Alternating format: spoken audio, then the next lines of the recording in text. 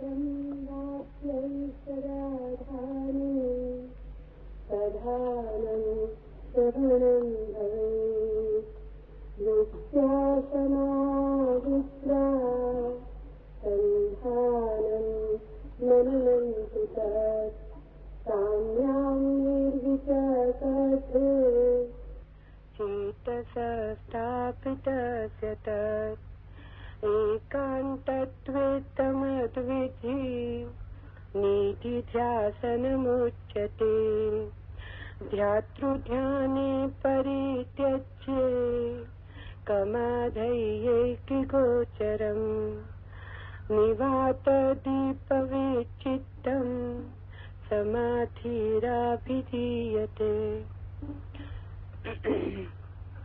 इस प्रकार तत्त्वमसि आदि वाक्यों द्वारा जीव ब्रह्म की एकता रूप अर्थ का अनुसंधान करना ये श्रवण है, और जो कुछ सुना गया है उसके अर्थ को युक्ति पूर्वक विचार करना ये मनन है। इस श्रवण और मनन द्वारा निस्संदेह हुए अर्थ में चित्त को स्थापित करके एक तान बनना ये निधिध्यासन है। फिर ध्याता तथा ध्यान का त्याग करके चित्त केवल एक ध्येय को ही विषय रूप माने और वायु रहित स्थान में रखे हुए दिए के समान निश्चल बन जाए, उसको समाधि कहते हैं। 4 शब्दों का प्रयोग हुआ। एक एक शब्द अपने आप में एक एक जगत है। वे 4 शब्द हैं श्रवण, मनन, निधिध्यासन और समाधि। इन 4 शब्दों में सत्य की सारी यात्रा समाहित हो जाती। ये 4 चरण जो सम्यक रीते ठीक ठीक पूरा कर ले, उसे कुछ और करने को शेष नहीं रह जाता। इन 4 शब्दों के आसपास ही समस्त साधना विकसित हुई है। इसलिए एक एक शब्द को बारीकी से, गहराई से, सूक्ष्मता से समझ लेना उपयोगी है। पहला शब्द है मनन, पहला शब्द है श्रवण।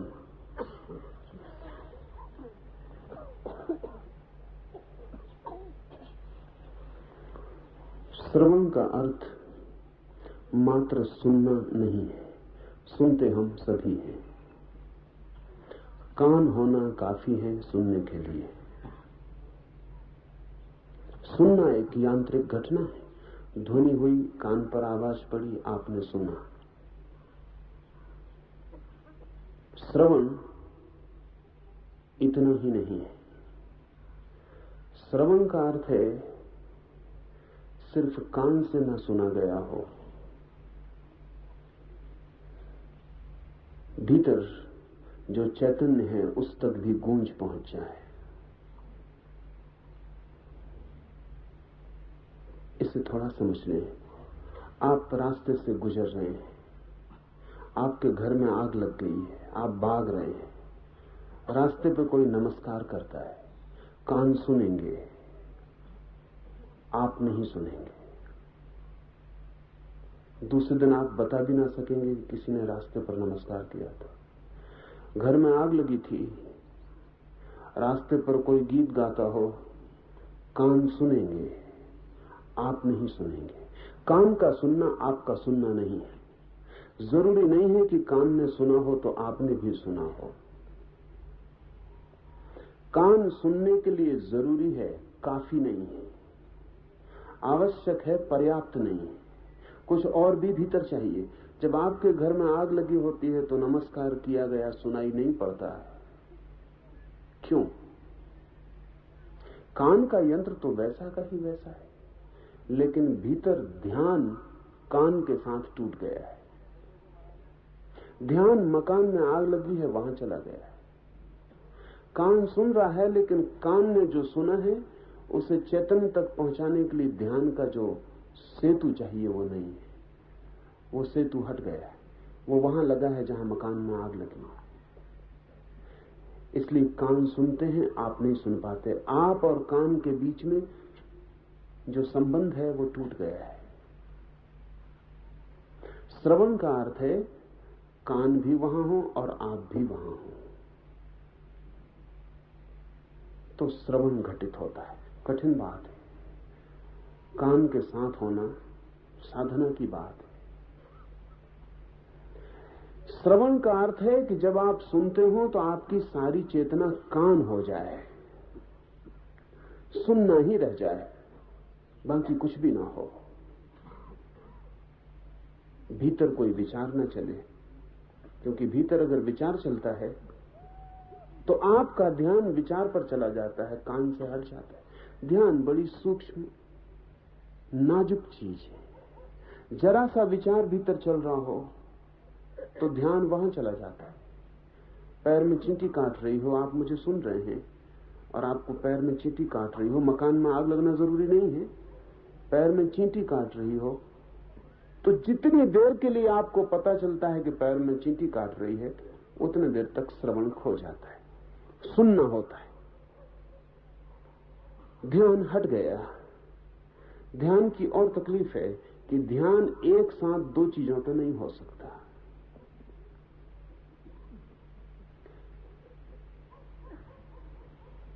एक चीज पर एक बारगी होता है, जब दूसरी चीज पर होता है एक से तत्काल हट जाता है। आप ऐसा कर सकते हैं कि छलांग लगा सकते हैं, हम छलांग लगाते रहते हैं। पैर में चींटी ने काटा, ध्यान वहां गया, फिर वापस ध्यान लौटा, सुना, खुजली आ गई, ध्यान वहां गया, फिर सुना। तो बीच बीच में जब ध्यान हट जाता है तो गैप, अंतराल पड़ जाते हैं श्रवण में, और इसलिए जो आप सुनते हैं उसमें से बहुत अर्थ नहीं निकल पाता है, क्योंकि उसमें बहुत कुछ खो जाता है। और कई बार जो अर्थ आप निकालते हैं वो आपका ही होता है फिर, क्योंकि उसमें बहुत कुछ खो गया है। फिर जोड़ के आप जो सोच लेते हैं वो आपका ही है।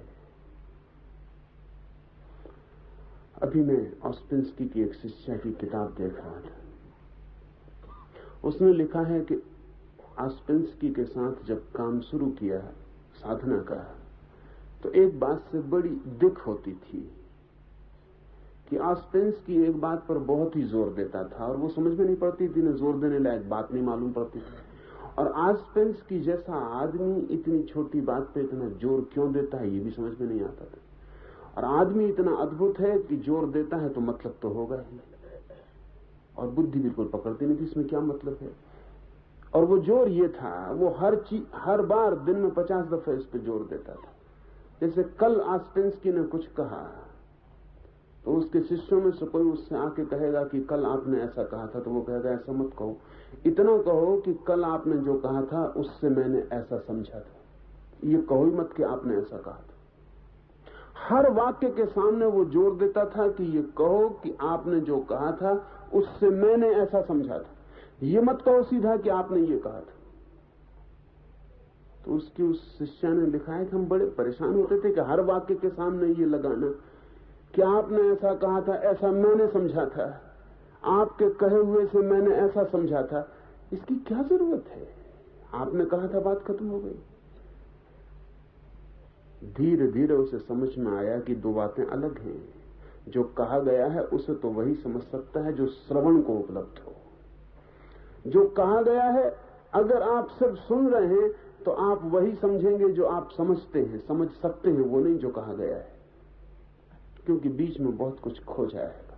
और वो जो खो जाएगा उसको आप भर देंगे अपने से, क्योंकि खाली जगह भर दी जाती है। आप सुनते हैं, बीच बीच में जहां जहां ध्यान हट जाता है वहां वहां खाली जगह कौन भरेगा? वो खाली जगह आप भर देंगे। आपका मन, आपकी स्मृति, आपकी जानकारी, आपका ज्ञान, अनुभव, वो उसमें समा जाएगा। फिर जो अंतिम रूप बनेगा उसके निर्माता आप ही हैं। जो सुना था वो नहीं, जिसने कहा था वो जिम्मेवार नहीं।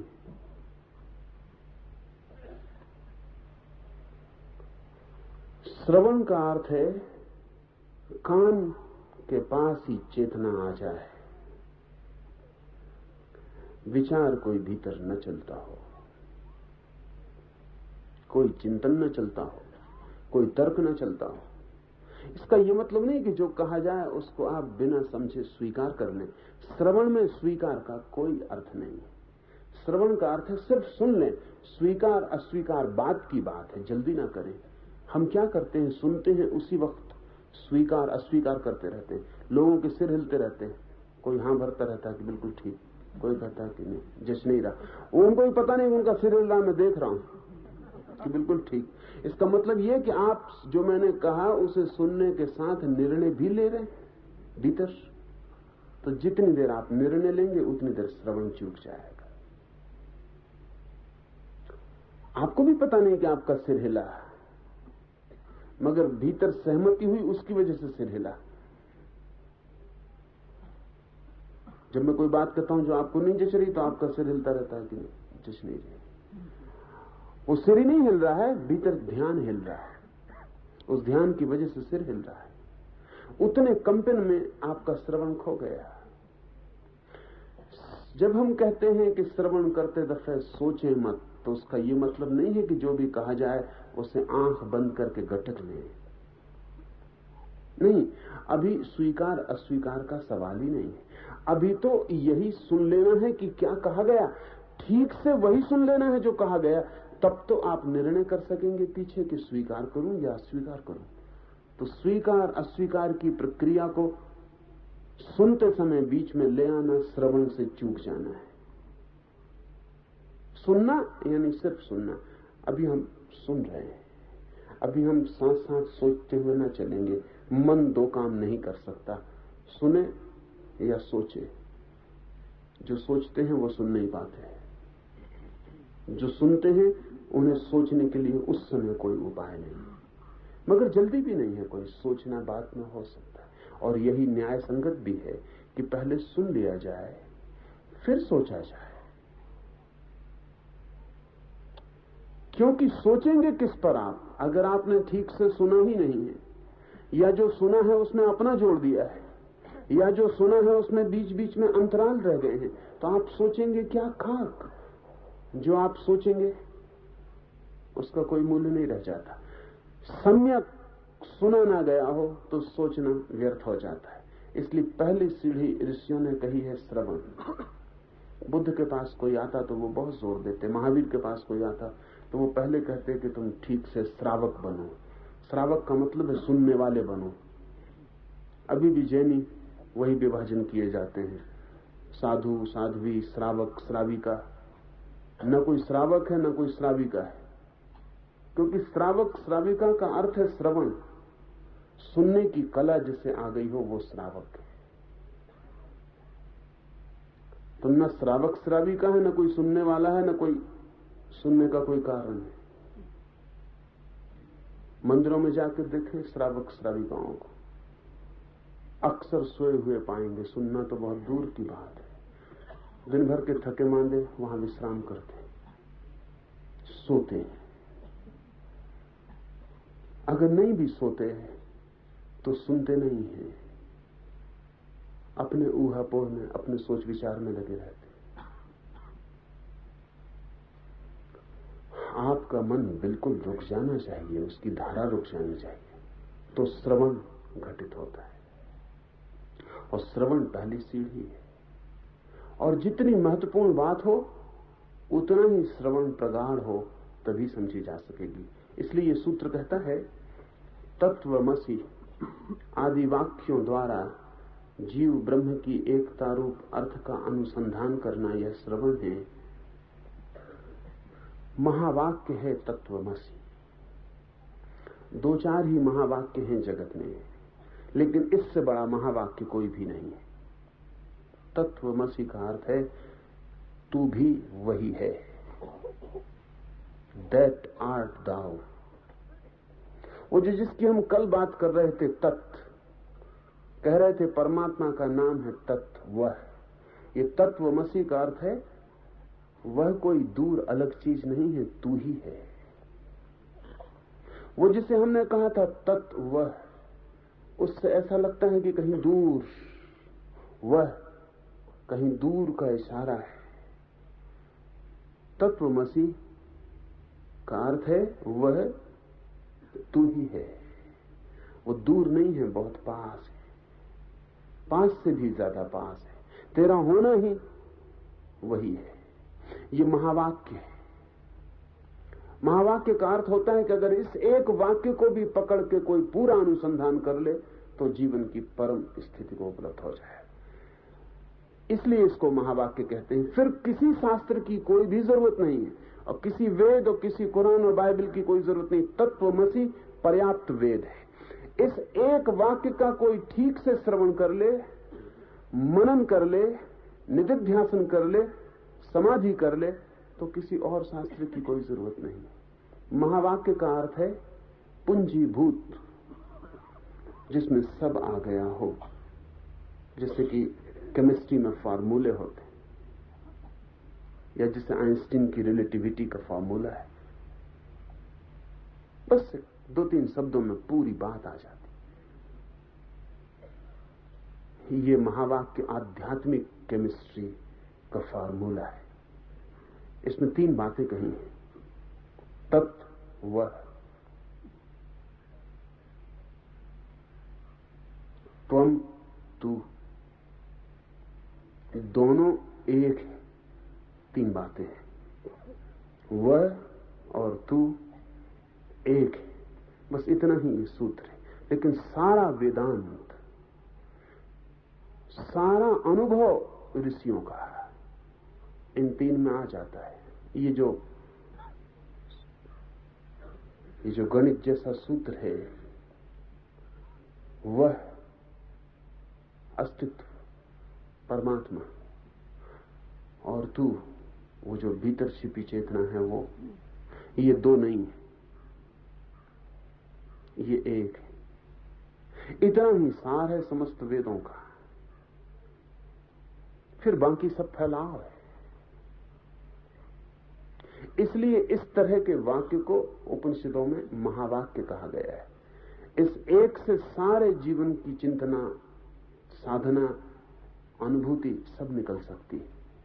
इस तरह के वाक्य पूर्ण मौन में सुने जाने चाहिए। इस तरह के वाक्य ऐसे नहीं सुने जाने चाहिए जैसे कोई फिल्मी गाने को सुन लेता है। सुनने की क्वालिटी, सुनने की गुणवत्ता और होनी चाहिए, तभी ये वाक्य भीतर प्रवेश करेंगे। रास्ते पर चलते आप बातें सुन लेते हैं, ये वाक्य उस तरह नहीं सुने जा सकते। इसलिए हजारों साल तक भारत में ऋषियों का आग्रह रहा कि जो परम ज्ञान है वो लिखा ना जाए। उनका आग्रह बड़ा कीमती था, लेकिन उसे पूरा करना असंभव था, लिखना पड़ा। हजारों साल तक ये आग्रह रहा कि जो परम ज्ञान है वो लिखा ना जाए। बहुत लोग, विशेषकर भाषा शास्त्री, लिंग्विस्ट, सोचते हैं कि चूंकि लिपि नहीं थी, लिखने का उपाय नहीं था, इसलिए बहुत दिन तक वेद और उपनिषद नहीं लिखे गए। वो गलत सोचते हैं, क्योंकि जो तत्वमसि जैसा अनुभव उपलब्ध कर सकते थे, जो इस महावाक्य को अनुभव में ला सकते थे, वे लिखने की कला न खोज लेते। ये असंभव मालूम पड़ता है। जिनकी प्रतिभा ऐसी ऊंचाई के शिखर छू लेती थी, वे लिखने जैसी साधारण बात भी न खोज पाते। ये उचित नहीं मालूम पड़ता। लिखने की कला तो थी, लेकिन वे लिखने को राजी नहीं थे। क्यों? क्योंकि ऐसे महावाक्य लिख दिए जाएं तो हर कोई हर किसी हालत में पढ़ लेता है, और पढ़ के इस भ्रांति में पड़ जाता है कि समझ गए। इन वाक्यों को सुनने और पढ़ने के लिए जो एक मनोदशा चाहिए, वो मनोदशा के बिना भी पढ़ा जा सकता है। तत्वमसि पढ़ने में क्या दिक्कत है? पहली क्लास का बच्चा पढ़ सकता है, और पढ़ के इस भ्रांति में भी पड़ जाएगा कि मैं समझ लिया कि ठीक है, मैं भी वही हूं। ये मतलब हो गया इस वाक्य का, बात खत्म हो गई। फिर इसको कंठस्थ कर लेता है, फिर जीवन भर दोहराया चला जाता है। चूक गई बात ही चूक गई। वो जो असली बिंदु था खो गया। ये वाक्य किसी विशेष गुण, किसी विशेष अवस्था, चित्त की कोई विशेष परिस्थिति में ही सुनने योग्य हैं, तभी ये प्राणों में प्रवेश करते हैं। हर कभी सुन लेने पर खतरा है। खतरा दो है, एक तो ये याद हो जाएगा और लगेगा मैंने जान लिया, और दूसरा खतरा यह है कि इस जानकारी के कारण आप शायद ही कभी उस मनस्थिति को बनाने की तैयारी करें जिसमें इसे सुना जाना चाहिए था। बीज डालने का वक्त होता है, समय होता है, मौसम होता है, घड़ी होती, मुहूर्त होता है, और ये बीज तो महाबीज है, इन्हें हर कहीं नहीं। इसलिए गुरु इन्हें शिष्य के कान में, थोड़ा समझना, हम सब सुनते हैं कि मंत्र कान में दिया जाता है, और हम यही समझते हैं कि कान के पास लाके मंत्र फुसफुसा देता होगा। नासमझी की बात है। गुरु शिष्य के कान में इन महाबीजों को देता था। उसका मतलब कि जब शिष्य बिल्कुल कान हो जाता था, उसका सारा व्यक्तित्व जब सुनने के लिए तैयार हो जाता था, जब वो कान से नहीं सुनता था, रोआ रोआ सुनता था, जब उसका पूरा प्राण कान के पीछे इकट्ठा हो जाता था, जब उसकी सारी आत्मा सारी इंद्रियों से हट के कान में नियोजित हो जाती थी, तब गुरु उसे कान में दे देता था। कहता वो यही था तत्वमसि, शब्द यही थे। इन शब्दों में कोई फर्क नहीं पड़ता था, लेकिन जो शिष्य था सामने, उसकी चैतन्य का गुण, उसकी चैतन्य की क्षमता और थी। कान फूंक देने का मतलब, अभी भी न मालूम कितने ना समझों के कान फूंकते रहते, कान में मंत्र दे देते हैं बिना इसकी फिक्र किए कि कान का मतलब क्या है। जो कान आपकी खोपड़ी में लगे हैं उनसे बहुत मतलब नहीं है। कान से मतलब है आपके व्यक्तित्व का एक ढंग, आपके व्यक्तित्व का एक खुलाव, एक शांति भीतर, एक मौजूदगी, सुनने की एक तैयारी, आतुर, प्यास, अभीप्सा, सारे प्राण तैयार हैं सुनने को। तब गुरु कान में इन महावाक्यों को डाल देता था, और कभी कभी ऐसा होता था कि इस वाक्य का पहुंचना ही घटना हो जाती थी। बहुत लोग हैं जो केवल सुन के ज्ञान को उपलब्ध हो गए, बाकी 3 चरणों की जरूरत भी नहीं पड़ी। ये जान के आपको हैरानी होगी, बाकी 3 चरणों की जरूरत भी नहीं पड़ी, केवल सुन के भी ज्ञान को उपलब्ध हो गए। लेकिन आसान मामला नहीं। आप सोचेंगे अगर ऐसा होता हो कि सुन के ही और ज्ञान को हम उपलब्ध हो जाएं, तो फिर काहे दूसरे उपद्रव में पड़े? क्यों? सुना दें और हम ज्ञान को उपलब्ध हो जाएं। सुन के ज्ञान को वही उपलब्ध हो सकता है जिसकी समग्रता सुनने में नियोजित हो गई हो, एक रत्ती भर हिस्सा पीछे न रह गया हो खड़ा, सुनने वाला बचा ही ना हो, सुनने की क्रिया ही रह गई हो, ऐसा ख्याल भी ना रहा हो भीतर कि मैं सुनने वाला हूं, मैं हूं, ये भी ना रहा हो, बस सुनना ही हो गया हूं, सुनने की प्रक्रिया ही रह गई हो, सब मौन हो गया, भीतर शून्य हो गया। उस शून्य में इतनी सी चोट तत्वमसि प्राणों का विस्फोट कर देती, इतनी सी चोट। मगर एक बात और उसमें ध्यान रखने जैसी है कि शिष्य की, सीखने वाले की, साधक की इतनी तैयारी चाहिए कि वो शून्य हो, लेकिन हर कोई उसके कान में तत्वमसि कह दे तो भी काम नहीं चलेगा। कोई भी कह सकता है, आदमी की भी जरूरत नहीं, टेप रिकॉर्ड पर लिख के रख लिया, टाइप, वो कान में गूंज जाएगा, उससे भी काम नहीं चलेगा।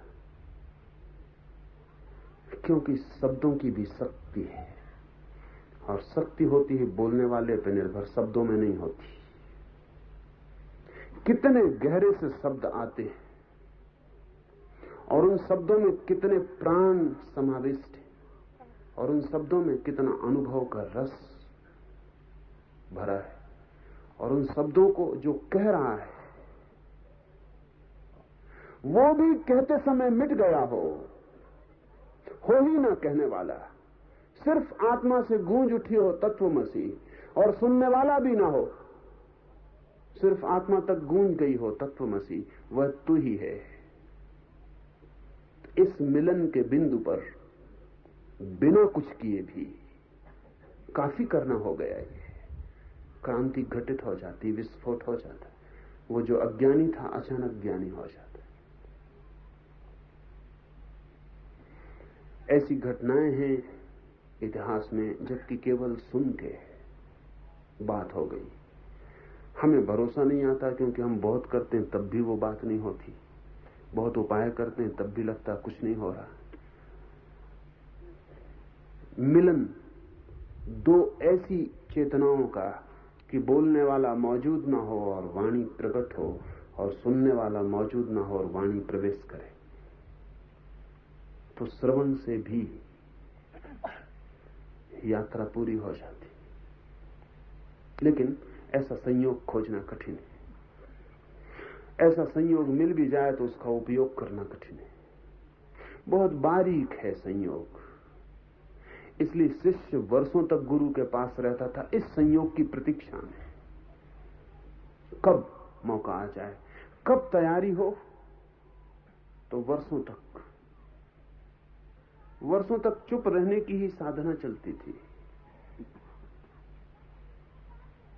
श्वेतकेतु अपने गुरु के पास गया तो वर्षों तक गुरु ने पूछा ही नहीं कैसे आए हो। श्वेतकेतु ने कहा कि जब गुरु पूछेगा तब बता देंगे।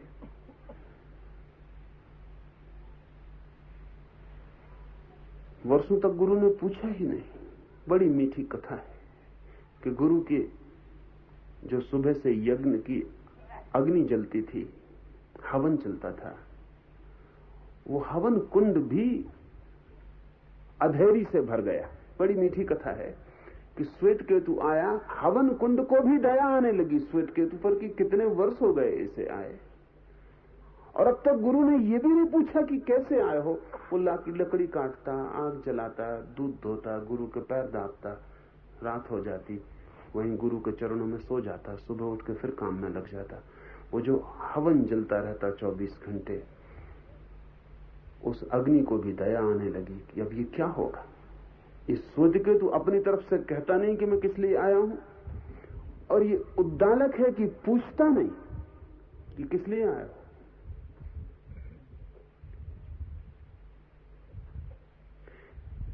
ऐसी प्रतीक्षा,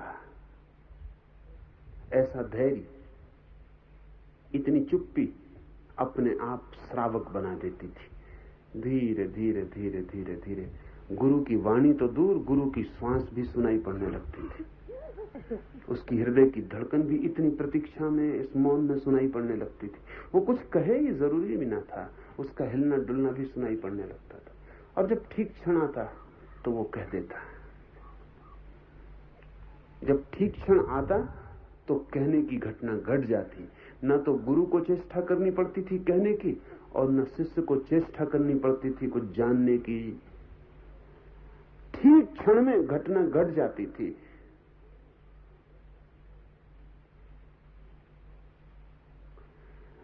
श्रवण बड़ा कीमती चरण है। आपके लिए 2-3 बातें ख्याल में ले लेनी चाहिए। एक, सुनते समय सुनना ही हो जाए, सुनने वाला भूल जाए, कान ही रह जाए, फैल जाए कान, आपका सारा शरीर कान बन जाए, सब तरफ से सुनने लगे और भीतर कोई चिंतन ना हो, सारा चित्त एकाग्र रूप से सुनने में डूब जाए, तो भीतर कोई विचार न चलाए। हम सबको डर लगता है कि अगर विचार न करेंगे तो पता नहीं, न मालूम कोई गलत बात हमारे भीतर डाल दे, न मालूम कोई हमारी मान्यताओं को खंडित कर दे। तो हम सुरक्षा में लगे रहते हैं कि क्या तुम कह रहे हो, जांच पड़ताल करके भीतर जाने देंगे। अपने मतलब का होगा तो जाने देंगे, अपने मतलब का नहीं होगा तो नहीं जाने देंगे। आप जान के हैरान होंगे कि मनस्विद कहते हैं कि आपसे अगर 100 बातें कही जाएं तो आपका मन 5 बातों को मुश्किल से भीतर जाने देता है, 95 को बाहर लौटा देता है, घुसने नहीं देता। क्यों? क्योंकि आपकी मान्यताएं अतीत की निर्भर हैं, तय हैं। कोई मुसलमान है, कोई हिंदू है, कोई जैन है, कोई ईसाई है। वो भीतर है, वो बैठा है वहां भीतर, आपका मन अतीत में संग्रहित किया हुआ। वो पूरे वक्त जांच पड़ताल रखता है कि अपने से कुछ मेल खाता हो, अपने को कोई मजबूत करता हो तो उसे भीतर ले लो, अपने से मेल न खाता हो, अपने को मजबूत न करता हो तो उसे भीतर आने ही मत दो, उसे बाहर ही रोक दो। इस तरह सुन लो कि जैसे सुना ही नहीं, या सुन के भी तत्काल उसका विरोध कर दो ताकि भीतर प्रवेश न कर सके। आप जरा अपने मन का ख्याल करना कि क्या आप पूरे वक्त भीतर हां और ना कहते रहते हैं।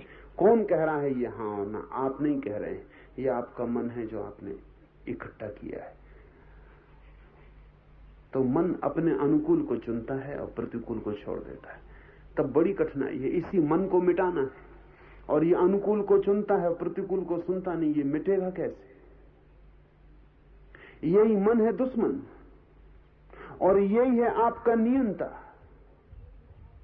इसी को मिटाने चले हैं और इसी के सहारे मिटाने चले हैं, कभी ना मिटा पाएंगे।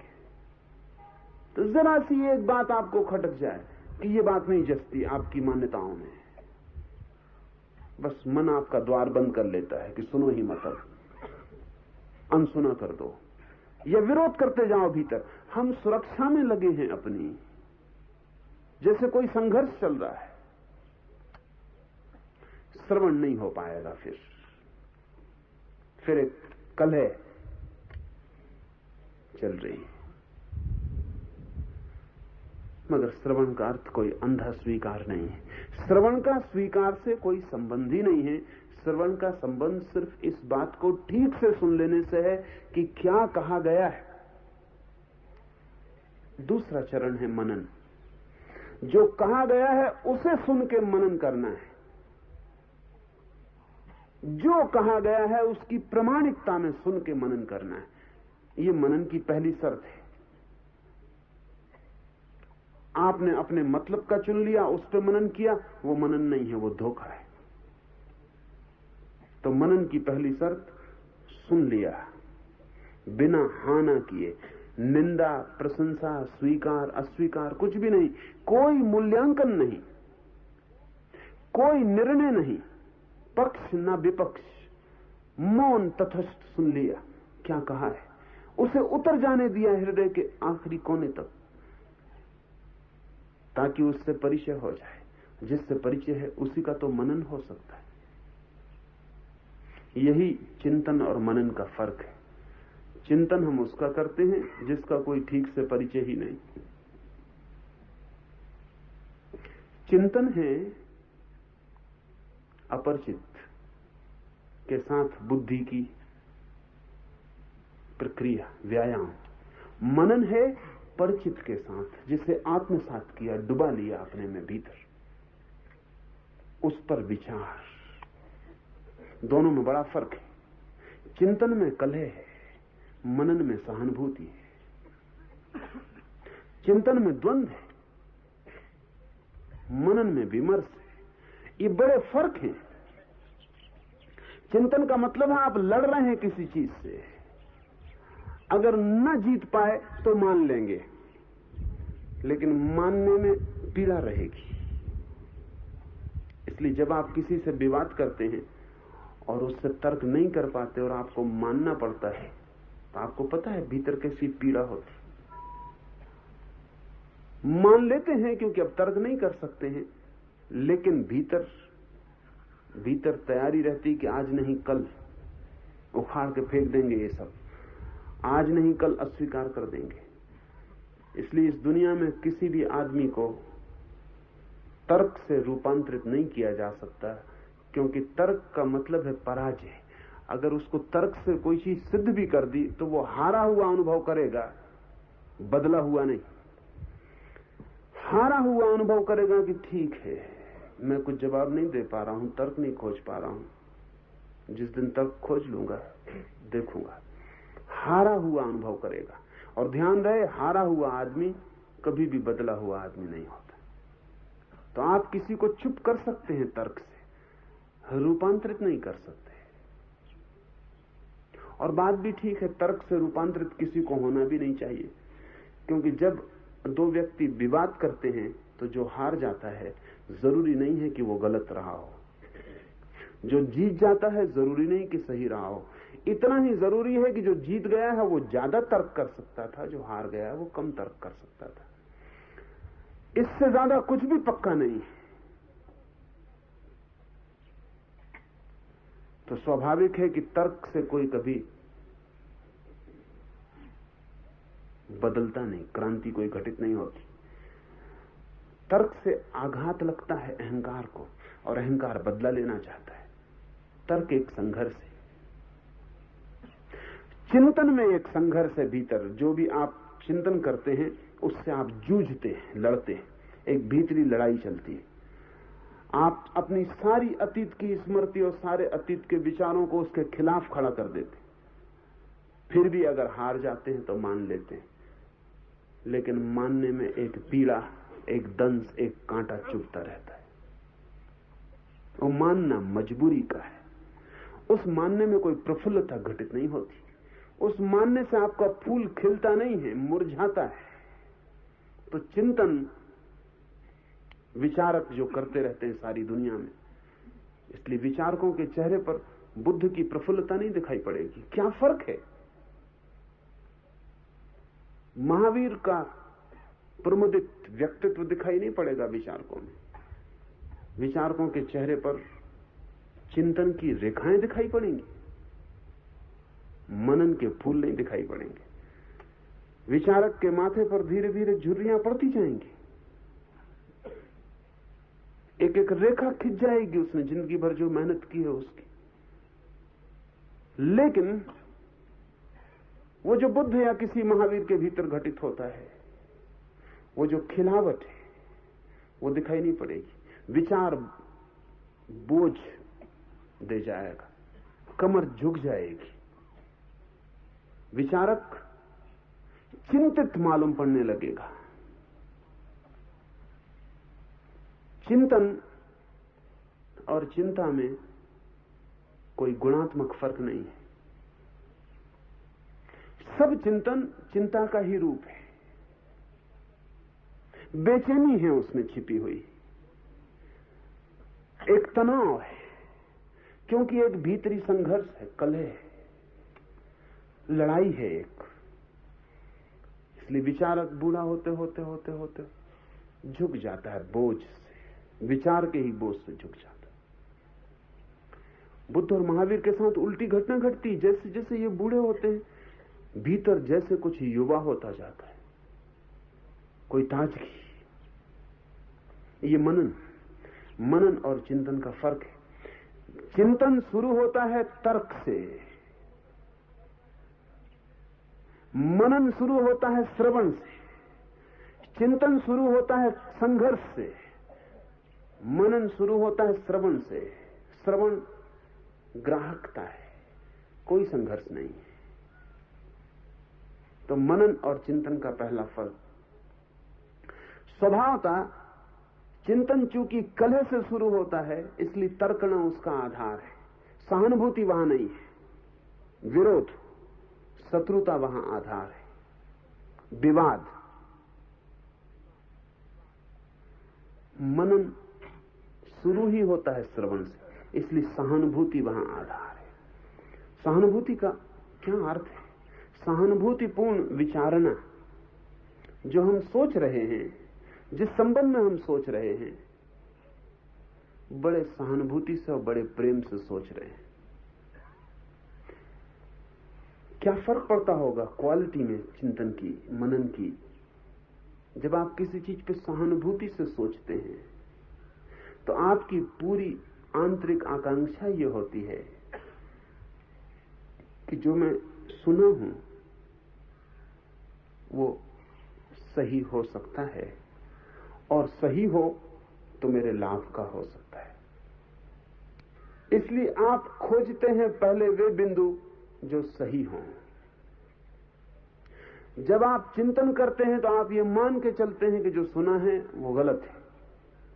खोजते हैं पहले वे बिंदु जो गलत हों। ऐसा समझें कि कोई आदमी गुलाब की वृक्ष के पास, फूलों की क्यारी के पास खड़ा है। अगर वो चिंतन कर रहा है तो पहले वो कांटे गिनेगा, अगर वो मनन कर रहा है तो पहले वो फूल गिनेगा। और इससे बुनियादी फर्क पड़ता है कहां से आप शुरू करते हैं। क्योंकि जो आदमी पहले कांटे गिनेगा उसका विरोधी रुख जाहिर है। पहले वो कांटे गिनेगा, हजारों कांटे निकलेंगे, और कांटे गिनने में हाथ में कांटे चुभेंगे भी, खून भी निकलेगा।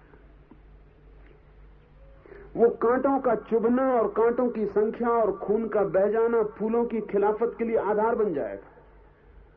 और फिर जब लाख कांटे गिन लेगा और एक आध दो फूल दिखाई पड़ेंगे तो मन कहेगा कि ये फूल धोखे के, ये सच नहीं हो सकते।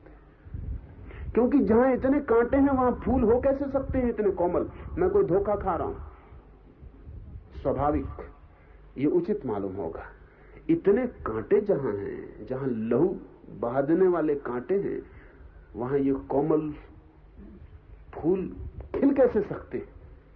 ये असंभव मालूम पड़ता है। और फिर अगर मान भी लेगा कि फूल हैं भी, तो वो कहेगा कोई मूल्य नहीं है। लाख कांटों में एक फूल का मूल्य भी क्या है? बल्कि ऐसा लगता है कांटों का षड्यंत्र है, ताकि एक फूल के बहाने लाख कांटे दुनिया में बने रहें। ये धोखा है। ये फूल जो है कांटों को छिपाए हुए, ये उनके षड्यंत्र का भागीदार है। जो आदमी फूल से चिंतन शुरू करेगा, मनन फूल से शुरू करेगा, पहले फूलों को छुएगा, फूलों की सुवास उसके हाथों में भर जाएगी, फूलों का रंग उसकी आंखों में उतर जाएगा, फूलों की कोमलता उसके स्पर्श में लीन होने लगेगी, फूल का सौंदर्य उसे आच्छादित कर लेगा। फिर वो कांटों के पास आएगा। फूलों को देखने के बाद, फूलों को जानने जीने के बाद प्रेम में गिर गया वो उस झाड़ी के। अब वो कांटों के पास आएगा। इसकी दृष्टि में कांटे और ही तरह के होंगे। जो आदमी फूलों को समझ के कांटों के पास जाएगा, वो समझेगा कि कांटे फूलों की रक्षा के लिए, फूलों के दुश्मन नहीं है, फूलों के विपरीत नहीं है। जो रस फूलों में बह रहा है वही रस कांटों में बह रहा है, और कांटे फूल की रक्षा के लिए है। और जिसको फूल दिखाई पड़ गए हैं, एक फूल भी जिसे दिखाई पड़ गया है ठीक से, लाख कांटे बेकार हो जाएंगे। क्योंकि एक फूल का होना भी काफी है लाख कांटों को बेकार करने के लिए। और अगर इतने कांटों के बीच फूल खिल सकता है तो असंभव चमत्कार असंभव भी हो सकता है। और जब इतने कांटों के बीच फूल खिल सकता है तो इस आदमी को दिखाई पड़ेगा कि मैं जरा और खोज करूं, शायद कांटे भी फूल ही सिद्ध हों। तो मनन सहानुभूति से शुरू होता है। ये बात चिंतन विरोध से शुरू होता है। श्रवण की शर्त पूरी हो जाए तो सहानुभूति जग जाती है।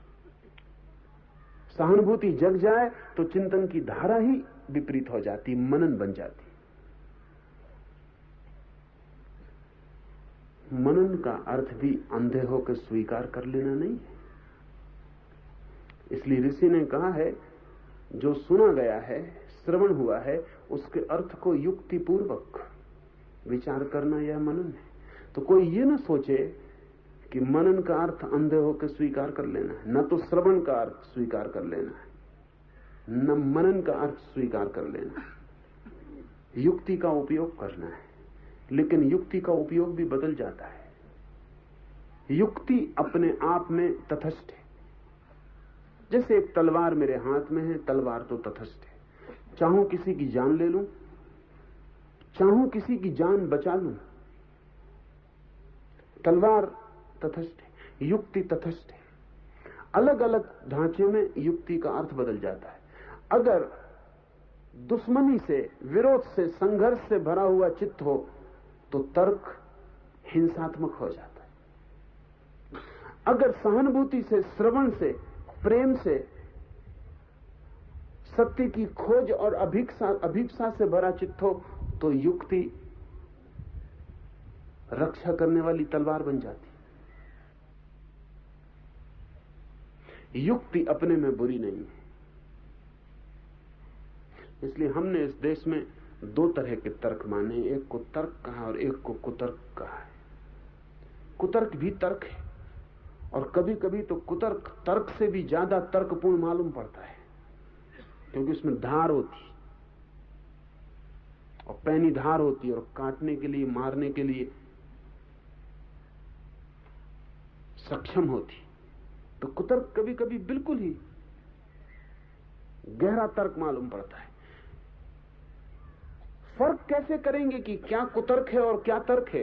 यही फर्क है कि अगर तर्क शुभ की, सत्य की खोज के लिए सहानुभूति से भरा है, फूलों से शुरू करता है फिर कांटों पे जाता है। कोई बात मैं आपसे कहता हूं, आप कहां से शुरू करते हैं इस पे ख्याल करना। कई दफा मैं हैरान होता हूं, 1 घंटे बोला, पीछे कोई आदमी मेरे पास आता है, घंटे भर में जो मैंने कहा उसे कुछ ख्याल में नहीं आया, कोई एक बात की खिलाफत उसको पकड़ जाती, वो एक बात को चुन लेता, वो उसकी खिलाफत करने आ जाता। वो जो घंटे भर में और कहा उससे कोई संबंध नहीं रह जाता, बस उतनी बात, और वो बात भी तोड़ लेता है सारे संदर्भ से, क्योंकि संदर्भ में उसका और अर्थ था, अलग तोड़ के वो बिल्कुल कोई और अर्थ ले लेती है, पर उसने सुना उसी को, उसकी तैयारी वही रही होगी। वो तैयारी होके आया होगा कि कुछ गलत खोज लिया जाए। अगर आप गलत खोजने को ही सुन रहे हो तो आप कभी भी मनन न कर पाएंगे। और ध्यान रहे, कितना ही गलत खोज डालें आप, गलत की खोज आपके भीतरी विकास में कोई तरह का सहारा नहीं बनेगी। आप कितना ही तय कर लें कहां कहां गलत है, आप सारी दुनिया की सारी गलतियां जान लें, फिर भी आपकी कोई इनर ग्रोथ, कोई आंतरिक विकास उससे नहीं होगा। तो जो खोज में लगा है और अपने विकास में उत्सुक है, वो इसकी चिंता नहीं करता कि क्या गलत है, वो इसकी चिंता करता है कि क्या ठीक है। ठीक से शुरू करता है, और जो ठीक से शुरू करता है, किसी दिन जो उसे गलत दिखाई पड़ता था, शायद उस जगह पहुंच जाए कि जहां ठीक से शुरू करने के बाद उसे पता लगे कि उसका भी कोई अर्थ है, उसका भी कोई मूल्य है, और वो जो पहले गलत मालूम पड़ता था वो पीछे ठीक मालूम पड़ सके। एम्फेसिस, जोर का फर्क है। कुतर्क गलत को खोजता है, वहीं से यात्रा शुरू करता है। युक्ति, तर्क, सुतर्क कहें, ठीक से शुरू करता है। एक आदमी को कुरान दे दें पढ़ने को, अगर वो हिंदू है तो कुरान में जो जो महत्वपूर्ण है वो उसको दिखाई ही नहीं पड़ेगा, जो जो गलत है वो अंडरलाइन करके ले आएगा कि ये देखो ये लिखा हुआ है। हम पहले ही कहते थे कि कुरान भी कोई धर्मशास्त्र, मुसलमान को गीता दे दें, बराबर निकाल लाएगा कि क्या क्या गलत है। और अगर ये कला सीखनी हो, आर्य समाजियों से सीख लेनी चाहिए, कहां कहां क्या क्या गलत है, उसमें जैसे वे कुशल हैं उसमें कोई भी कुशल नहीं।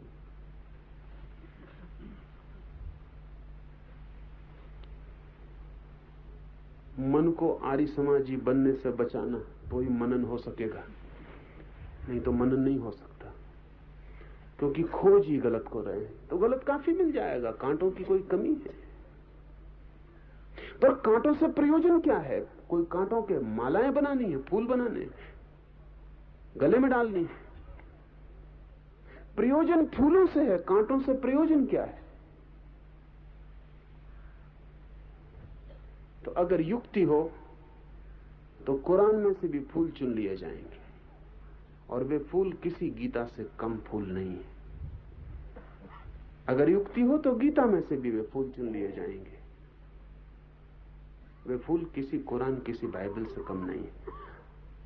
मनन करने वाला व्यक्ति फूलों की खोज में है, चिंतन करने वाला व्यक्ति कांटों की खोज में है। वो आपको तय कर लेना चाहिए। एक बात ख्याल रखना कि जो आप खोजेंगे उसी से घिर जाएंगे। कांटे खोजेंगे, कांटों से घिर जाएंगे। फूल खोजेंगे, फूलों से घिर जाएंगे। तो ध्यान रखना कि कांटे खोज के आप किसी और का अहित नहीं कर रहे हैं, अपना ही अहित कर रहे हैं, क्योंकि जो खोजेंगे वही मिलेगा। हम सब कांटों के खोजी। कोई भी आदमी मिले तो उसमें क्या भूल है, उसमें उसकी खोज की कुशलता का कोई अंत ही नहीं है। तत्काल वो दिखाई पड़ती है। फिर धीरे धीरे सब में हम भूलें देख लेते हैं, उन्हीं के बीच रहना पड़ता है। जगत नरक हो जाता है, क्योंकि सब गलत आदमी चारों तरफ मालूम पड़ते हैं, ठीक आदमी कोई दिखाई नहीं पड़ता। इसलिए नहीं कि ठीक आदमी नहीं है, बल्कि इसलिए कि आपकी खोज ही गलत आदमी की है। किसी से कहो कि फलां आदमी बहुत अच्छी बांसुरी बजाता है, वो कहेगा क्या बांसुरी बजाएगा? चोर, बेईमान, वो क्या बांसुरी बजाएगा? अब चोर और बेईमान से बांसुरी बजाने का क्या विरोध है? होगा बेईमान, लेकिन बेईमान बांसुरी नहीं बजाता ये किसने कहा? कि नहीं बजा सकता ये किसने कहा है? किसने ये संबंध जोड़ा? चोर में भी तो फूल खिल सकता है बांसुरी बजाने का। चोरी कांटा होगी, बांसुरी बजाना फूल होगा। जब कांटों में फूल खिल सकते हैं तो चोर बांसुरी क्यों नहीं बजा सकता? लेकिन नहीं, ये मानने में बड़ी पीड़ा होती है कि कोई कुछ भी अच्छा कर सकता है। फौरन कह देंगे कि चोर है, बेईमान है, वो क्या बांसुरी बजाएगा? मनन वाले आदमी की वृत्ति दूसरी होगी। अगर आप कहेंगे उससे कि फलां आदमी चोर है, बेईमान है, वो कहेगा होगा, लेकिन बांसुरी गजब की बजाता है। ये चुनाव का फर्क है। और जब कोई आदमी बांसुरी गजब की बजाता है तो उसका चोर होना और बेईमान होना भी संदिग्ध होने लगता है। और जब कोई आदमी चोर और बेईमान गजब का होता है तो उसका बांसुरी बजाना संदिग्ध होने लगता है। जो हम पकड़ते हैं उससे दूसरी बात पर प्रभाव पड़ता है। क्या जरूरत है कि वो चोर है या बेईमान है? हम अपने पड़ोसी को चोर और बेईमान चाहते हैं तो हमें वही खोजना चाहिए। हम अपने पड़ोसी को सुगंधित बांसुरी बजाने वाला चाहते हैं तो हमें वही खोजना चाहिए। जिंदगी में दोनों हैं, वहां रात भी है और दिन भी, और वहां बुरा भी है और भला भी। आप ये मत सोचना कि स्वर्ग कहीं और है जमीन से और नर्क कहीं और। आपकी दृष्टि में निर्भर है। इसी जमीन पर लोग स्वर्ग में रहते हैं और इसी जमीन पर लोग नर्क में रहते हैं। आप क्या खोजते हैं वही आपका जगत बन जाता है। मनन फूलों से यात्रा शुरू करता है, सहानुभूति से। गलत पर जल्दी से हमला नहीं करता, सही को पहले आत्मसात कर लेता है। और जब सही पूरी तरह आत्मसात हो जाता है तो ही जिस पहले गलत जैसा दिखा था उस पर सोचता है। और ध्यान रहे, इस दृष्टि के रूपांतरण के बुनियादी अंतर बाद में दिखाई पड़ने शुरू होते हैं। ऐसा आदमी धीरे धीरे विकसित होता है, अंकुरित होता है, सही को आत्मसात करते करते सही हो जाता है। और गलत की खोज करते करते, गलत को आत्मसात करते करते गलत हो जाता है। जो आदमी दूसरों में बेईमानी और चोरी और गलत ही देखता है, ज्यादा दिन तक ईमानदार नहीं रह सकता। सच तो यह है कि पहले से ईमानदार नहीं हो सकता। असल में कोई चोर किसी दूसरे आदमी को मान नहीं सकता कि चोर नहीं है, या कि मान सकता है। चोर ये मान ही नहीं सकता कि दूसरे लोग अचोर हैं। चोर के सोचने का सारा ढंग चोरी का हो जाता है। वो दूसरों में भी तत्काल चोरी खोजता है, देखता है। व्यभिचारी ये नहीं मान सकता कि कोई चरित्रवान है, मान नहीं सकता। उसका अनुभव बाधा बनता है मानने में।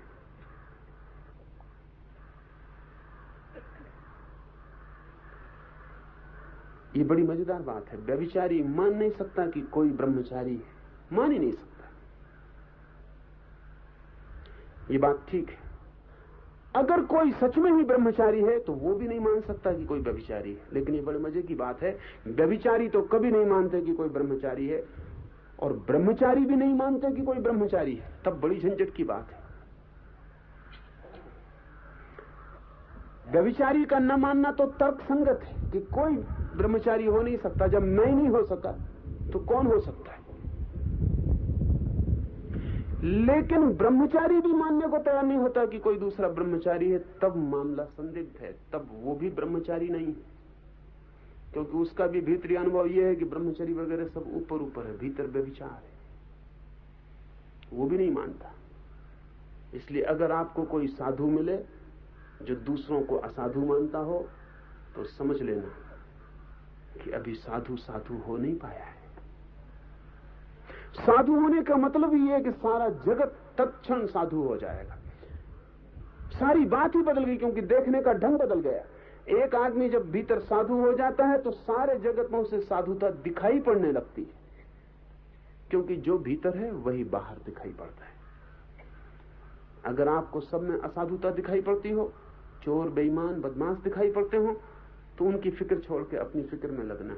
जो दिखाई पड़ता है वह आपके भीतर है, वही आपको दिखाई पड़ता है, वही तत्काल दिखाई पड़ता है, क्योंकि उसकी संगति बैठ जाती है, भीतर से तत्काल संगति बैठ जाती है। मनन जीवन का जो शुभ शुक्ल पक्ष है उससे शुरू होता है। चिंतन जीवन का जो कृष्ण अंधेरा पक्ष है उससे शुरू होता है। ये ध्यान में रहे तो फिर युक्ति का बड़ा मजा है। विचार तर्क बड़े सहयोगी हैं, तब पूरी निष्ठा से युक्ति की जा सकती है, और युक्ति से फिर नुकसान नहीं होता। फिर युक्ति सहयोगी बन जाती, मित्र बन जाती। इस श्रवण और मनन द्वारा निसंदेह हुए अर्थ में चित्त को स्थापित करके एक तान बनाना, निदिध्यासन। सुना महावाक्य तत्वमसि, तू ब्रह्म है।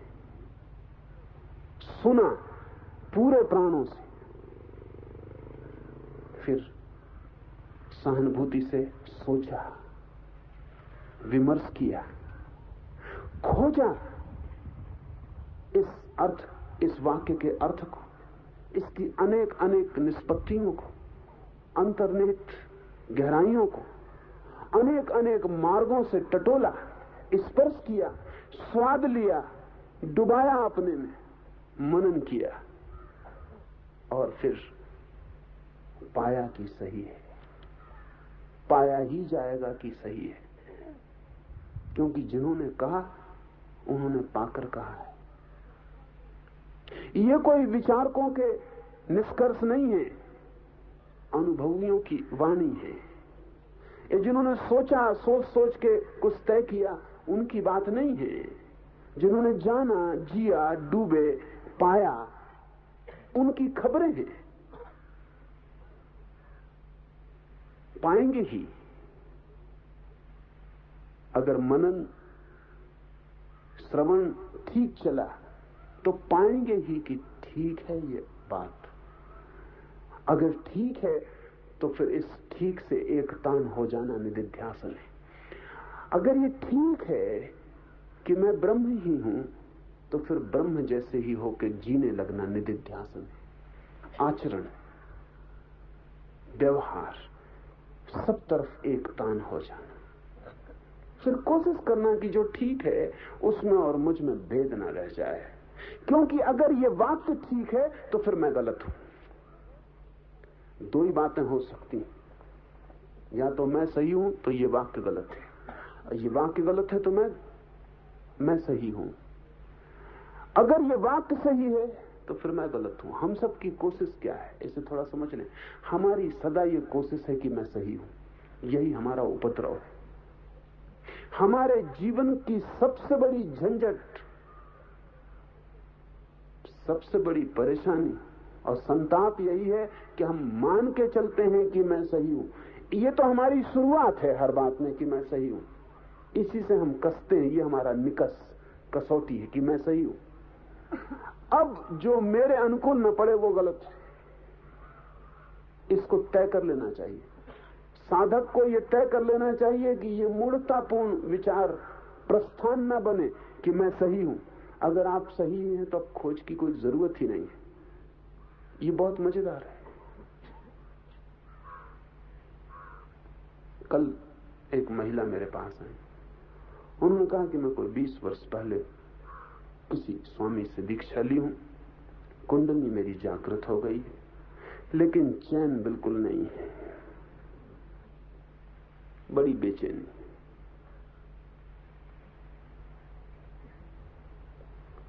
अभी कुंडली जागृत हो गई हो तो ये बेचैनी कैसे है?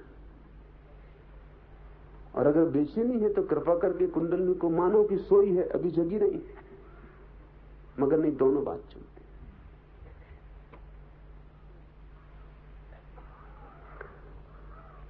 आप अगर सही हैं तो फिर तो कुछ बचेगी नहीं खोज, बात खत्म हो गई। हर आदमी ये मान के चलता है मैं सही हूं, और फिर कहता है मुझे सत्य की खोज करनी। सत्य की खोज करनी है तो निर्णय स्पष्ट हो जाना चाहिए चेतना के सामने कि मैं गलत हूं, तो ही खोज हो सकती। जब मैं गलत हूं तब किसी सत्य में प्रवेश हो सकता है। मैं पहले से ही सही हूं तो सत्य ही गलत मालूम पड़ेगा, क्योंकि जब गलत आदमी अपने को सही मान रहा हो तो सही को सही कभी नहीं देख सकता। मन की व्यवस्था यही है मान के चलने का कि मैं सही हूं, मेरा विचार, मेरी दृष्टि, मेरा धर्म, मेरा शास्त्र, मैं सही हूं। यहां से अगर शुरू करना है तो शुरू करने की कोई जरूरत नहीं। आप मंजिल पर पहुंच ही गए, अब नाहक मेहनत कर रहे हैं, पाएंगे भी कहां मंजिल? मंजिल पे आप खड़े ही, आप खुद ही मंजिल। ये साफ कर लेना चाहिए। अगर ऐसा पागलपन आ गया हो कि मैं सही हूं तो खत्म हो गई बात, फिर कुछ खोजबीन नहीं करनी चाहिए। खोजबीन का मतलब ही है कि मैं गलत हूं, दुख है, संताप है, पीड़ा है, तनाव है, परेशान हूं, बीमार हूं और सब तरह से गिर गया हूं अपनी बीमारियों से। इन्हीं सब बीमारियों का जोड़ मैं हूं, ऐसा जो मानकर चले, और यही सच है। आप बीमारी का जोड़ हैं, ज्यादा कुछ भी नहीं।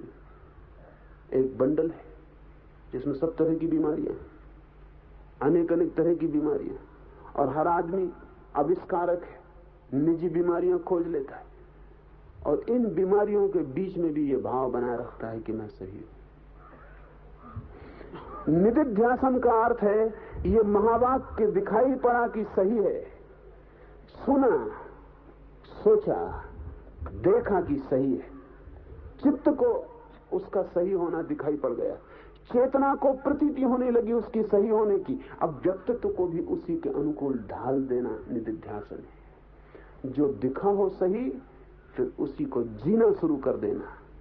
और ध्यान रहे, दिख जाए सही तो जीने में कोई कठिनाई नहीं है, दिखते ही जीना शुरू हो जाता है। कौन आग में हाथ डालता है जानकर? अज्ञान में ही हाथ डाले जाते हैं आग में। कौन बुरा करता है जानकर? अज्ञान में ही बुरा किया जाता है। कौन विक्षिप्तता ओढ़ता है जानकर? अज्ञान में ही विक्षिप्तता ओढ़ी जाती है।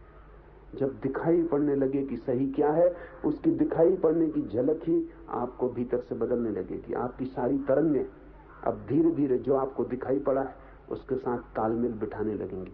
इस एकतानता, इस हार्मनी का नाम निदिध्यासन।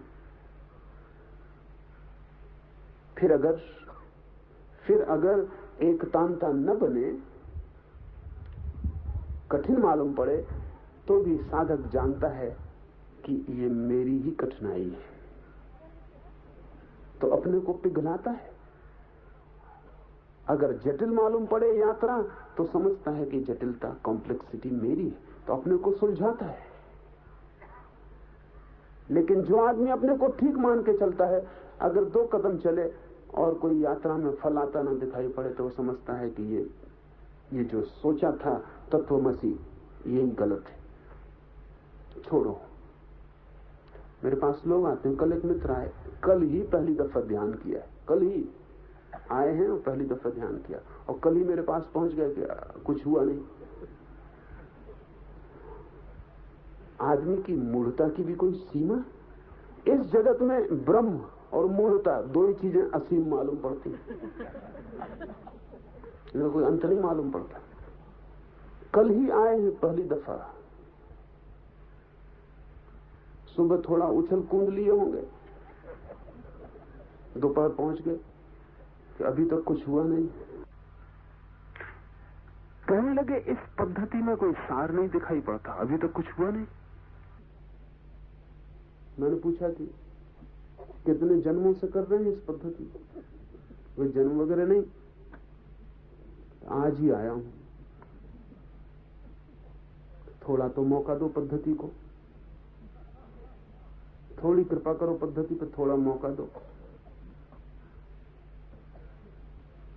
आदमी अपने को सही ही मान के चल रहा है, इसलिए जहां भी अड़चन आती है दूसरी चीज ही गलत होगी, वो अपने सहीपन को कायम रख के यात्रा पे निकल जाता है।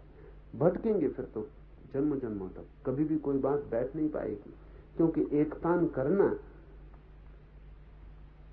श्रम है, एकदम नहीं हो जाएगा, क्योंकि जन्मों जन्मों के संस्कार है पीछे, उनको तोड़ना पड़ेगा।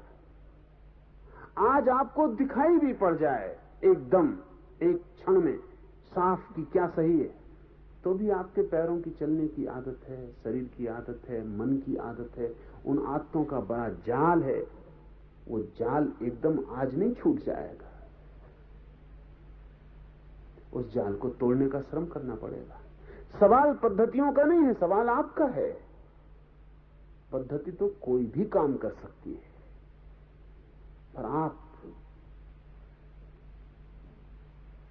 ख्याल करें, जीवन हमारा आदत है। छोटी छोटी बातों से लेकर बड़ी बड़ी बातों तक सब आदत है। उस आदत की लंबी रेखा है और हमारी चेतना उसी रेखा को बांध के पकड़ के बहने की आदी हो गई है। आज अचानक दिख भी जाता है कि रास्ता गलत है, तो दूसरा रास्ता पकड़ने में रास्ता बनाना पड़ेगा, और ध्यान रहे पिछली जो आदत थी उससे ज्यादा गहरा रास्ता बनाना पड़ेगा, तभी ये पानी की धार उस यात्रा पथ को छोड़कर नए यात्रा पथ को ग्रहण करेगी। मगर बस आपने सोच लिया कि बस ठीक है, तो इससे कुछ हल नहीं हो जाने वाला। निदिध्यासन का अर्थ है जो सुना, जो समझा कि ठीक है, उसके अनुकूल जीवन को रूपांतरित करना। उसके अनुकूल वक्त लगेगा, मन अड़चन डालेगा, शरीर बाधाएं खड़ी करेगा, सब होगा, लेकिन जब ठीक दिखाई पड़ गया हो तो फिर सब भांति उस ठीक की यात्रा पे अपने को झोंक देना, ये हिम्मत आवश्यक है। फिर बैठने से काम नहीं चल पड़ेगा। दिख गया हो तारा, बहुत दूर हो, लेकिन दिख गया तारा, तो फिर यात्रा पर निकल जाना। और ये मत सोचना कि एक कदम बढ़ाया अभी तो तारे तक पहुंचे नहीं, 2 कदम उठा लिए अभी तक तारे तक नहीं पहुंचे। कोई फिक्र नहीं, 2 कदम पहुंचे इतना भी कुछ कम नहीं है, 2 कदम चले इतना भी कुछ कम नहीं है, क्योंकि अनेक तो हैं बैठे ही हैं जन्मों से, वो उठे ही नहीं। वो ये भूल ही गए हैं कि उठना भी होता है, चलना भी होता है। बुद्ध ने कहा है तुम चलो, कितनी ही भूल करो चिंता नहीं, चले इतना ही काफी है। चले, भूल सुधार लेंगे, भटके कोई फिक्र नहीं, पैरों में गति आ गई, आज भटकाओं की तरफ गए, कल ठीक की तरफ आ जाओगे। एक ही भूल है, बुद्ध ने कहा कि तुम चलो ही ना और बैठे रहो। यद्यपि जो बैठा रहता है उससे कोई भूल नहीं होती, बैठे ही हैं तो भूल क्या होगी। दुनिया में भूल तो उससे होती जो चलता है, भूल तो उससे होती जो कुछ करता है। उनसे कहीं कोई भूल होती जो कुछ करते नहीं और बैठे बिल्कुल निर्भूल होते हैं। लेकिन एक ही भूल है दुनिया में, बैठे रहना, उठ के चल पड़ना, जो ठीक लगे उसकी यात्रा पर। अगर वो कल गलत भी सिद्ध हुआ तो भी कम से कम एक लाभ तो होगा कि चलना आ जाएगा। वो जो चलना आ जाएगा तो कल ठीक दिशा भी पकड़ी जा सकती है। असली चीज दिशा नहीं है, असली चीज गत्यात्मकता है, वो चलने की क्षमता है। निदिध्यासन प्रयास है एकतान होने का। ये शब्द बहुत अद्भुत है।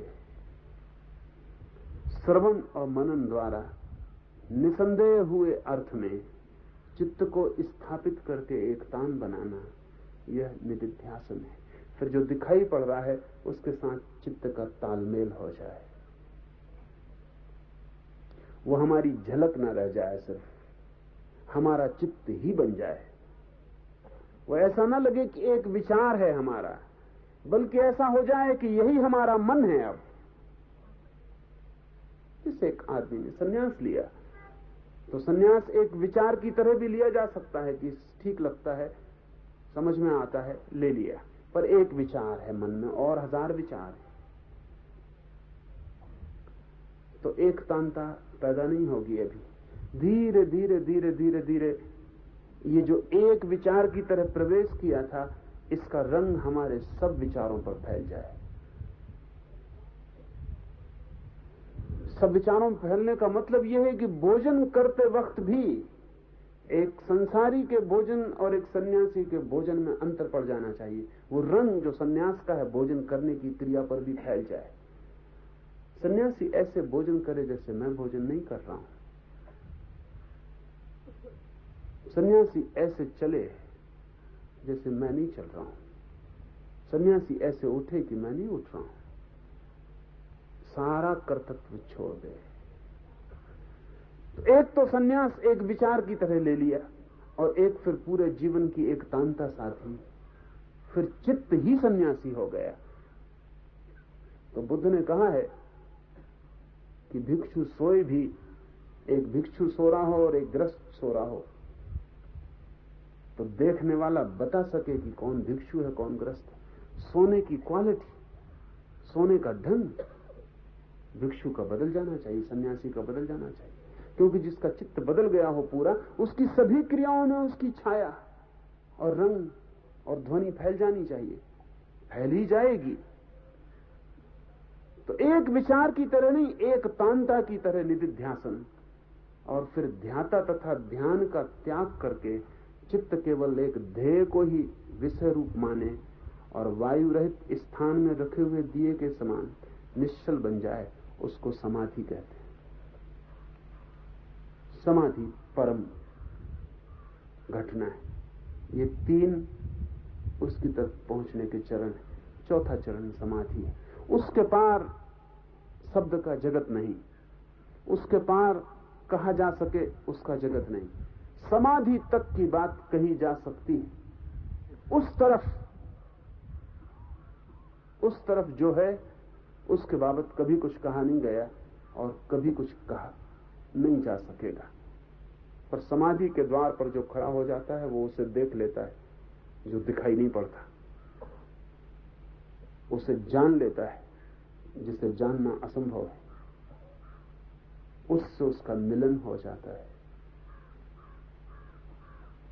जिसके बिना मिले ही सारा दुख, सारी पीड़ा, सारा संताप है।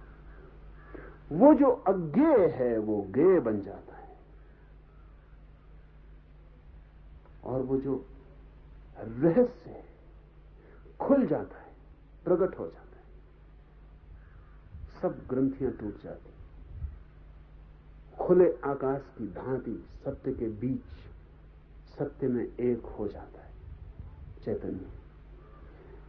समाधि निदिध्यासन के बाद की बात है।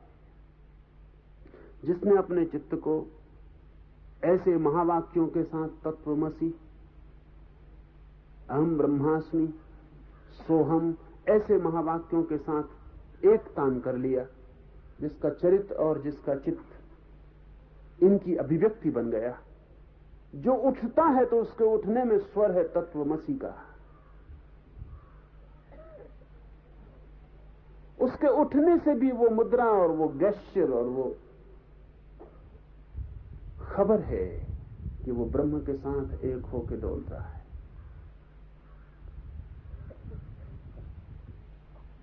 ऐसा व्यक्ति समाधि को उपलब्ध हो पाता है। ध्याता और ध्यान दोनों ही खो जाएं, सिर्फ ध्येय रह जाए,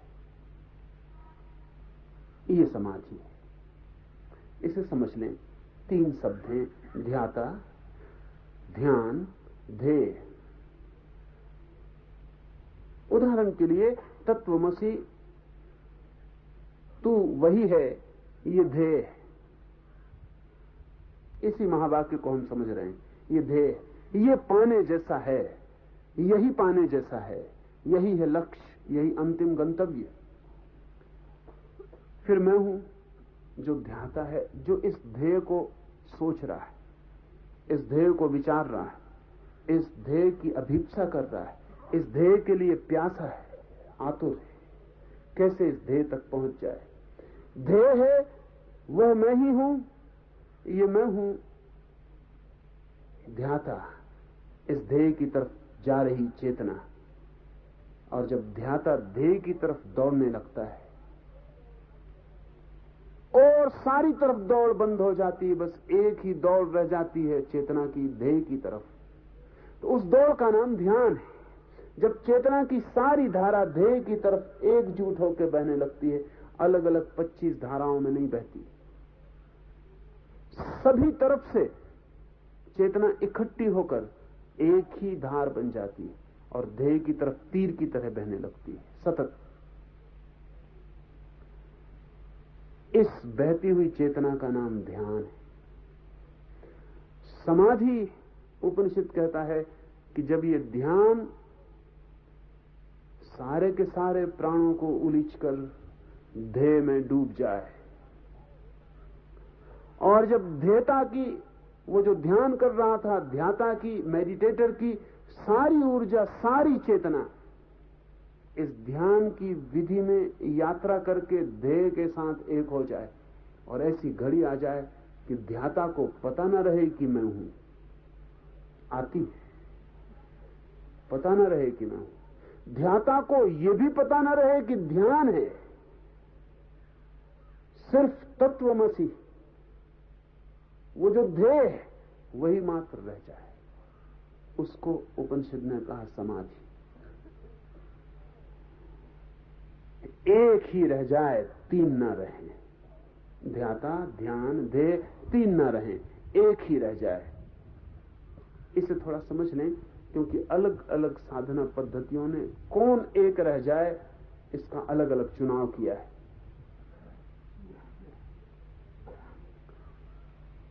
उपनिषद कहते हैं ध्येय रह जाए, ध्याता और ध्यान खो जाए। महावीर कहते हैं ध्याता रह जाए, ध्यान और ध्येय खो जाए, आत्मा भर रह जाए, शुद्ध मैं रह जाऊं। विपरीत मालूम पड़ता है। सांख्य कहता है ध्याता और ध्येय दोनों खो जाएं, ध्यान रह जाए, सिर्फ चैतन्य रह जाए, सिर्फ बोध, सिर्फ अवेयरनेस। लगता है कि बड़ी विपरीत बातें हैं, जरा भी विपरीत नहीं। और पंडित बड़ा विवाद करते रहे। पंडितों के विवाद बड़े हास्यास्पद, हंसने योग्य। बड़ा विवाद करते रहे, विवाद होगा भी। जो शब्द को ही समझते हैं वो विवाद करेंगे कि तीनों तो विपरीत बातें हैं। उपनिषद कहते हैं ध्येय रह जाए, कोई कहता ध्यान रह जाए, कोई कहता ध्याता रह जाए। तो समाधि क्या है फिर? ये तो तीन तरह की समाधि हो गई। और अगर ध्येय रह जाए ये समाधि है, तो ध्याता रह जाए वो फिर कैसे समाधि होगी? तो तय करना पड़ेगा सही समाधि कौन सी है। दो गलत होंगी, एक ठीक होगी। पंडित शब्दों में जीता है, अनुभवों में नहीं। अनुभव का बड़ा मजा और है। ये तीनों एक ही बात है। क्यों? क्योंकि ये तीनों के साथ एक मजा है कि दो खो जाएं, कोई भी दो खो जाएं, एक बच जाए, तो उस एक का नाम देना बिल्कुल कृत्रिम है। वो कौन सा नाम आप देते हैं आप पर निर्भर है। ये तीन हैं अभी, ध्याता है, ध्यान है, ध्येय। साधक के लिए, निदिध्यासन वाले साधक के लिए तीन है। जब इन तीनों का खोना हो जाता है और एक बचता है, तो इन तीन में से वो कोई भी एक नाम चुनता है। वो चुनाव बिल्कुल निजी है, उसमें कोई फर्क नहीं पड़ता कि उसको क्या नाम आप देते हैं। चाहे तो उसको चौथा नाम भी चुन सकते हैं। अनेक उपनिषदों ने उसको चौथे ही नाम दे दिया, तीनों ही खो जाते हैं। झगड़ा नहीं रखा कि इन तीन में से चुनेंगे तो लगेगा कि वो पक्षपात है, दो छोड़े और एक बचा, तो उन्होंने कहा तुरी, द फोर्थ। उन्होंने चौथे को भी सिर्फ चौथे ही नाम दिया, उसको नाम भी नहीं दिया ताकि झंझट खड़ी हो कोई, कहा चौथा। लेकिन झंझट करने वालों को कोई अड़चन नहीं, वो कहते हैं तीन थे, चौथा आया कहां से? ये चौथा कौन है? उन तीन में से कौन है? या कि वो तीनों ही खो गए, चौथा बिल्कुल अलग है, या कि तीनों का जोड़ है, ये चौथा क्या है? उससे कोई फर्क नहीं पड़ता। जिसको विवाद करना है उसके लिए कोई भी चीज विवाद शुरू करने के लिए काफी। जिसको साधना करनी है उसकी यात्रा बिल्कुल अलग है। इन तीन में से एक नाम उपनिषदों ने चुन लिया, ध्येय बच जाता है। महावीर ने चुना ध्याता बच जाता है, सांख्य ने कहा ध्यान बच जाता है। ये सिर्फ नाम है, एक बच जाता है ये तय। तीन नहीं रह जाते, एक रह जाता है ये तय। नाम कृत्रिम है, कोई भी नाम दे दे। इतना ही याद रखें कि जब एक बच जाता है तो समाधि है। जब तक दो बचे हैं तब तक जानना कि तीन बचे, क्योंकि दो जब तक बचते हैं दोनों को जोड़ने वाला एक तीसरा बीच में खड़ा रहता है। दो अकेले नहीं बच सकते, दो का मतलब सदा तीन होता है। इसलिए जो लोग बहुत गणित की भाषा में सोचते हैं वो जगत को द्वैत नहीं कहते, वो त्रैत कहते हैं। जो बहुत व्यवस्था में सोचते हैं और गणित के ढंग से सोचते हैं वो जगत को कहते हैं जगत है त्रैत, द्वैत नहीं। क्योंकि दो होंगे तो तीसरा होगा ही, क्योंकि दो को जोड़ेगा कौन या दो को अलग कौन करेगा? दो के बीच तीसरा अनिवार्य हो जाता है।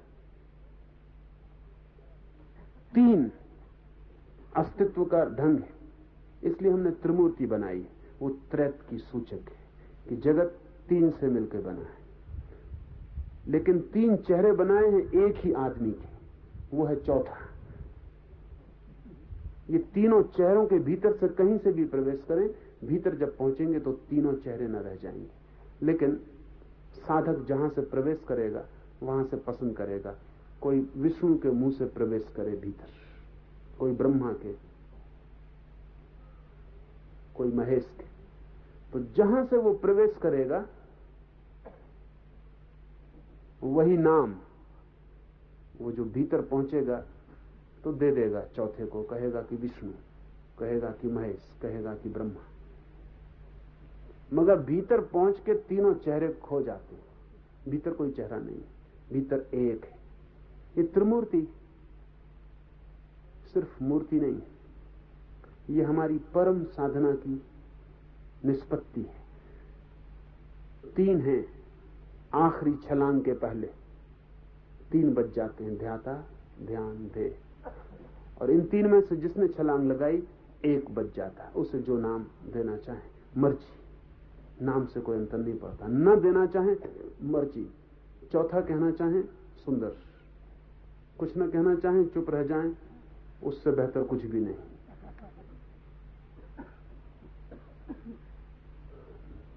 सुने, सुनने को श्रवण बनाएं, सोचें, सोचने को मनन बनाएं, मनन करें, निष्पत्ति लें, निष्पत्ति को निदिध्यासन बनने दें, एकतांता लाएं। एकतांता ही न रहे, अंत में एक के बन जाए। फर्क समझ लें, एकतांता का अर्थ है भी दो बाकी हैं, दोनों के बीच तालमेल बैठ गया, लेकिन दो बाकी। एक के का अर्थ दो खो गए, तालमेल ही रह गया। एकतांता है निदिध्यासन और एकता है समाधि।